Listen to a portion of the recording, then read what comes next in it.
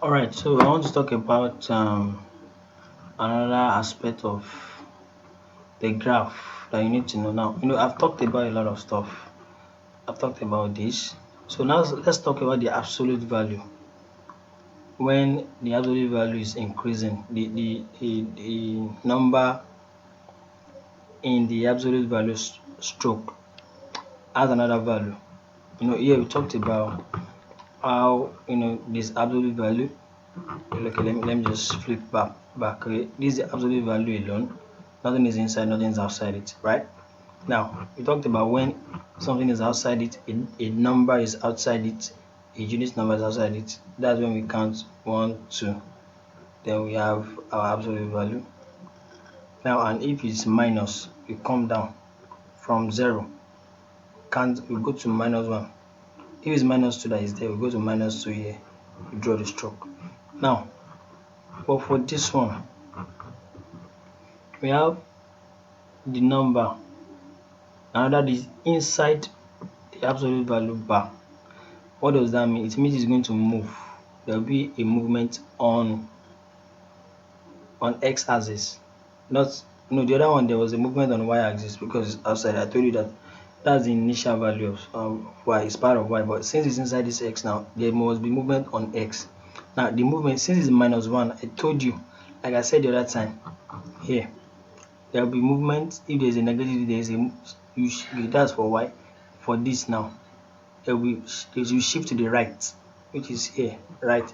If it's plus, shift to the left. The same thing applies here. Since it's inside there, so the absolute value goes -1, it means it goes to the right by 1 unit. So that's why we draw the absolute value diagram here.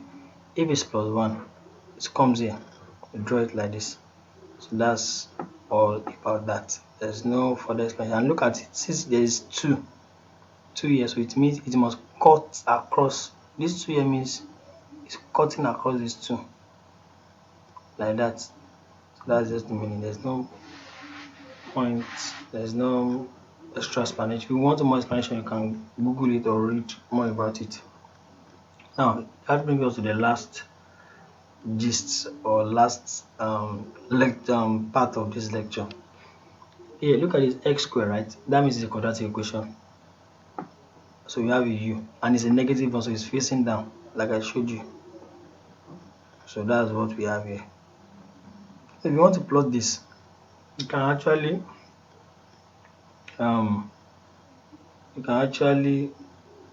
substitute any value for x.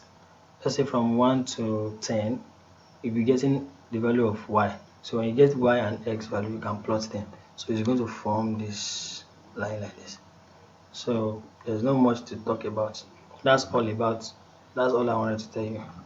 Now, so you have to solve all this. Solve all this question.